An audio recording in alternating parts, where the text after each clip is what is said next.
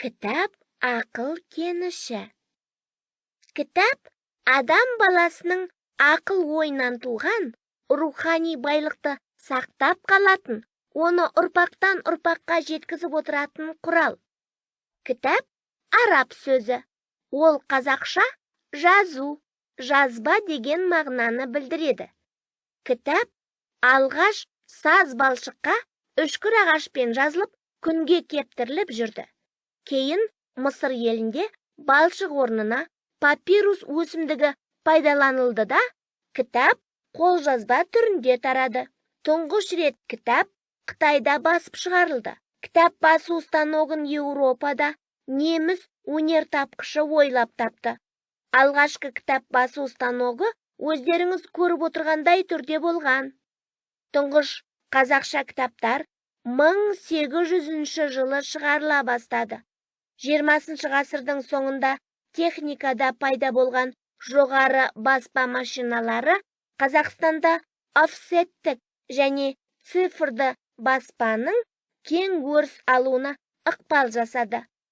Офсеттік құрал дегеніміз компьютермен теру, фото теру автоматтары. Осының негізінде Қазақстанда қазіргі заман талабына сай бірнеше типографиялар іске қосылды. Қазір Қазақстанда 200-ден астам типография кітап басу ісімен айналысады.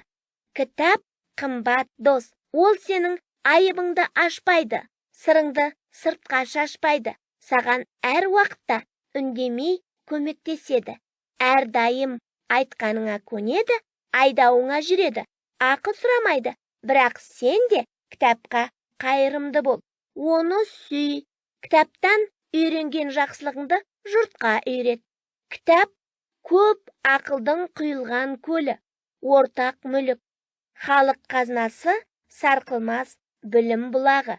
Сондықтан да кітапты өз оқулығыңды күтіп ұста. Есіңе сақта. Кітапты ұқыпты таза ұстау керек. Өздеріңнен кейін оны көптеген балалар оқитынын есіңнен шығарма. Кітапты төсекте жатып, ас ішіп отырып оқыма. Кітап оқуды үлкен ой еңбегімен оқу керек. Кітапты қалай болса солай оқыма. Кітапты жыртуға, сызуға болмайды. Кітапханада шулауға болмайды. Өйткені басқаларға кедергі келтіресің. Кітап бетіне сурет салма.